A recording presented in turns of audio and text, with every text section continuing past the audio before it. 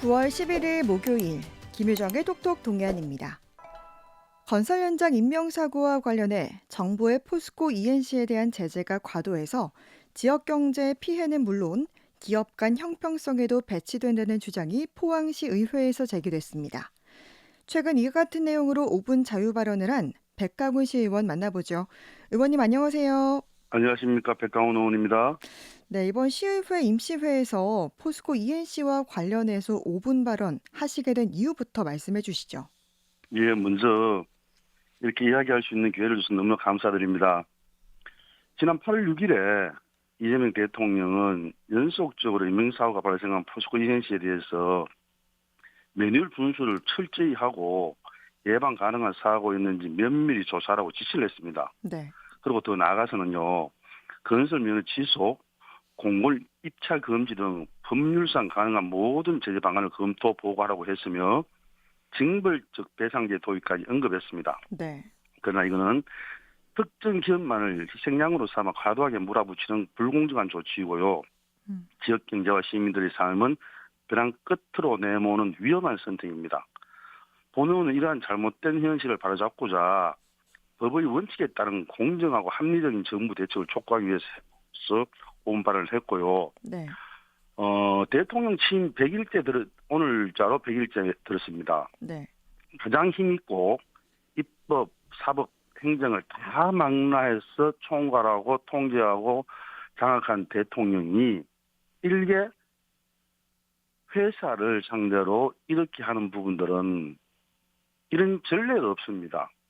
그리고 그 회사가 그 정부의 대통령한테 이 억울함을 호소할 수 있는 길도 없습니다. 그래서 그나마 그 회사 본사가 포항에 있고 포항에 큰 기여를 하는 그런 회사이기 때문에 포항에서 그리고 누군가가 이걸 대변해 줘야 되지 않나 하는 그런 의미에서 오분발을 하게 됐습니다. 네.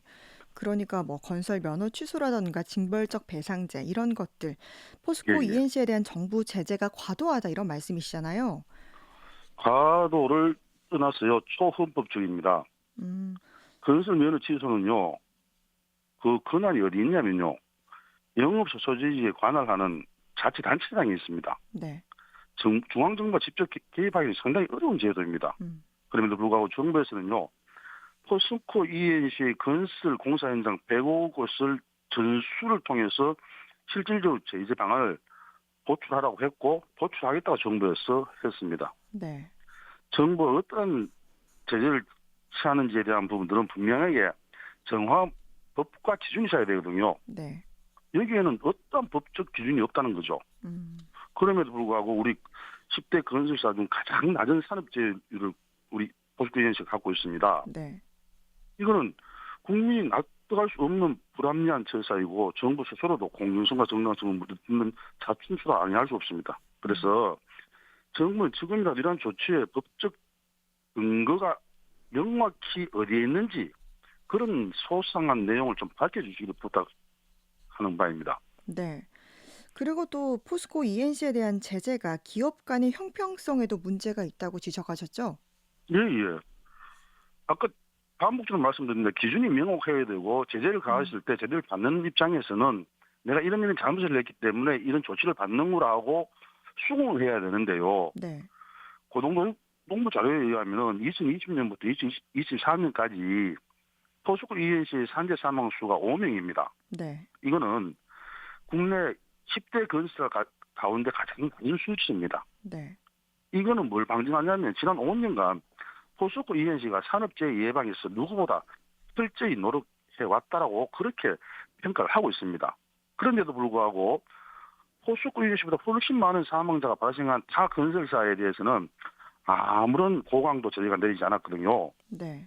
올해만 보더라도 현대 엔지니어링에 6명의 사망자가 발생했습니다. 음, 더 적은 사망자가 발생한 포스코 ENC에 대해서는 세권 사고가 잇따른다 해갖고 그것을 건설 산업 기본까지 개정해가며 본보기식 이런 제재를 가하는 것은 우리가 그 다른 의도가 있지 않나라는 그런 의문을 가질 수도 있다는 생각이죠.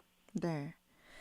지금 이 정부의 뭐 제재로 포스코 ENC 공사 중단으로 지역의 또 몇몇 현장이 멈추기도 했는데 예, 예. 이게 또 지역 경제의 파장도 상당하다고요. 그렇죠. 지금 현재 우리가 지금 현재 크게 이루어지고 있는 게 대표적인 게 총 사업이 한 780억쯤 투입되고 있는 해여름 네, 교육 공사가 있어요. 네, 그리고 그 이동의 상생공원 음, 특례 사업에서 네, 999세대에 시공하는 사업에서 직격탄을 맞는 거죠. 음, 어떤 일이냐면요. 군대에서도 사단장이 이렇게 오면요. 모든 일들을 그만두고 청소하고 정비합니다. 네, 똑같습니다. 현장을 방문하고 오는 순간에요. 모든 근로자들이 일을 못해요. 네, 그러면 수백 명이 1시간, 2시간씩 그것이 매일 그런 일이 발생한다 그러십시오. 어마어마한 피해 가는 거죠. 음, 그리고 이건 또 아파트는 또 입주 예정자들이 있거든요. 네, 그분들한테도 엄청난 피해를 주고 그 금감원 전자공시 시스템에 따르면요.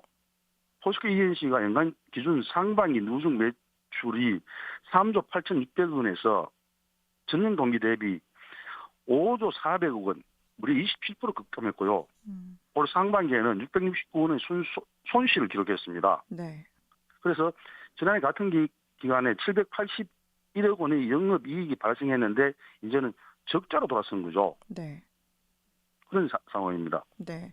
그러니까 이렇게 공사가 중단되고 일을 못하고 이렇게 되다 보면은 결국은 이게 이제 노동자 또 시민들에게 피해가 전가된다 이렇게 보시는 거죠?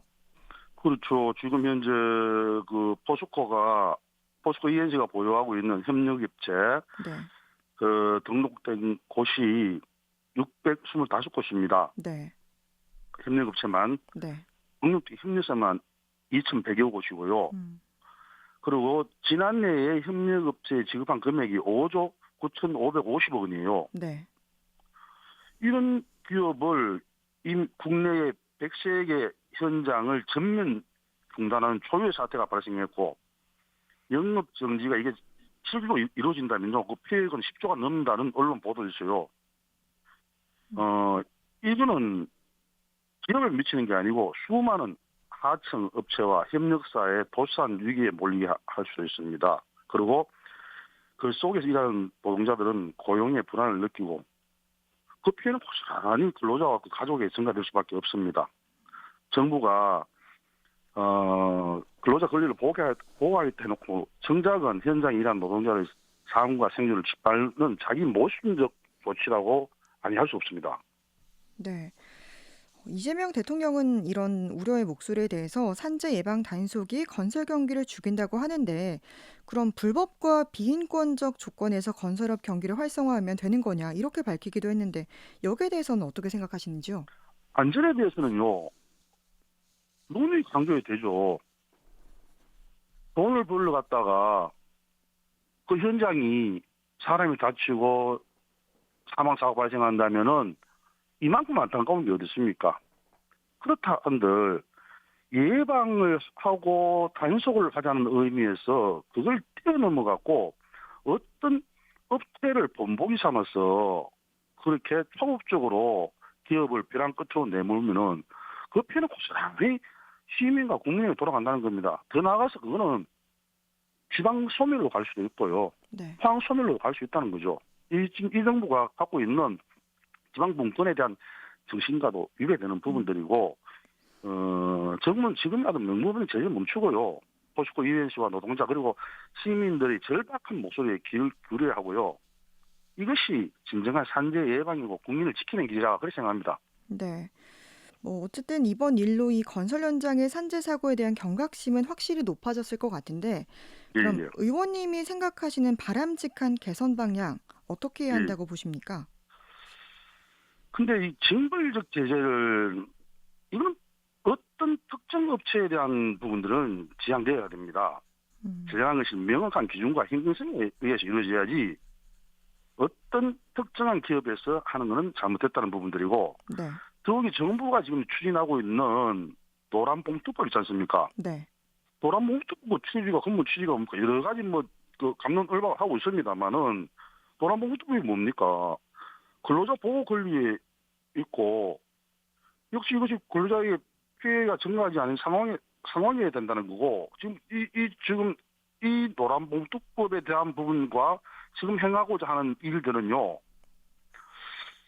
서로 자기 모순이고, 저는 이 부분은 이해가 안 되는 부분들이에요. 그 가족들, 고용의 불안을 느끼는 근로자들, 이런 부분들을 지키자 해놓고, 어떤 특정 업체의 사망 사고라는 그 잘못된 정확하지 않는 기준으로 갖고 이렇게 제재를 가하는 부분들은요, 저희들은 맞지 않다고 보고, 우리 지방정부도요, 의회도 그렇고, 조그만 이 지방정부도 상위법과 법령에 의해서 조례에 의해서 이렇게 정확한 근거로 갑니다. 만일 이것을 우리가 의회에서도 집행부 공무원들에 대해 제재를 가할 때 우리의 지적이 정당하고 법의 기준이 정확해질 때 집행부가 따르는 거죠. 네. 그렇지 않은 부분들에서는 따르지 않는다는 거고, 이 부분들이 정부가 지금 이렇게 행하고 있는 부분들을 저는 보면은 아까도 말씀드렸습니다만은 이 권한은요 지방자치단체장이 있거든요. 네. 그런데 그 지방자치장은 실제로 우리 이재명 대통령께서 성남시장 하시지 않습니까? 네. 그 좋은 경력이 이런 부분에서 노하우로 넘어가고 국가를 경영해야 되는데 본인이 아니 시장에 있는지 알고 있는 수도 착각할 수 있다는 거죠.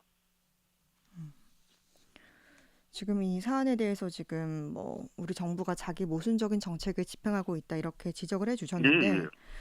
지금 포스코 ENC도 그렇지만 포스코를 비롯한 철강 경기 자체가 너무 어렵고 또 그 예. 여파로 지역 경제 위기감도 상당한데 다행인 건 이번 산업위기 선제 대응 지역 선정과 K스틸법 예. 발의 등 해법을 찾아가고 있는데 앞으로 어떤 예. 노력들이 더 필요하다고 보십니까? 산업미순의 대응을 2년간 이제 우리가 보호를 받습니다. 그걸 자세히 보면은 대출이에요, 대출. 실질적으로 네. 이 문제를 완전히 해결할 수 있는 부분들은 아닌 것 같고, KSTP 발의라든가 이런 노력들은 분명히 필요하죠. 그런데 2022년 포스코 지주사 설립과 동시에 실질적으로 포항의 경기는 암울한 부분이 발생했습니다. 왜냐하면은 이익영업 49조 원을 지주사가 다 가져가는 상태였고 부채만 난간하는 상태고, 우리가 철강도시 포항의 포스코가 하나의 계열사가 떨어지는 순간 포항의 경제는 앞으로 좀 불투명하다, 그런 부분이 없지 않아 있는데, 네. 이번에 또 그 포스코 하나 또 발표한 게 있더라고요. 국내 최대 해운사인 HMM을 일수 검토를 하더라고요. 네. 이건 보니까 철강 부진하고 이사전지 둔화되니까 물류 쪽 해운업을 그동안 벌어난 돈을 여기에 투자하겠다는 말이거든요. 네. 그러니까 포항과 연관되는 일은 지금 안 하고 있다는 말입니다. 포스코 유치엠도 지금 현재 전년도에 매출액이 한 40% 급감했고요.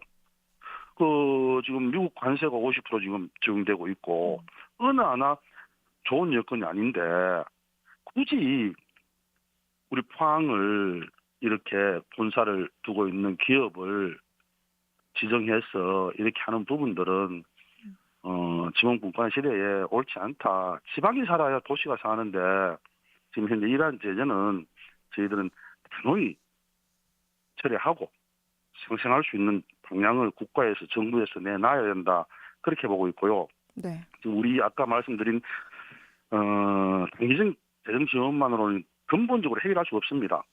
장기적으로는 수소환원 제철 등 친환경 철강으로 과감한 전환이 필요하고요. 네. 이를 통해 갖고 중국산 저가 철강의 경쟁력 우위를 확보하는 것만이 철강 산업 위기를 극복하는 해법이 아닌가, 그렇게 생각합니다. 네. 오늘은 포스코 ENC 제재가 과도하다라고 주장한 포항시의회 백강훈 시의원과 이야기 나눠봤습니다. 말씀 고맙습니다. 예, 감사합니다.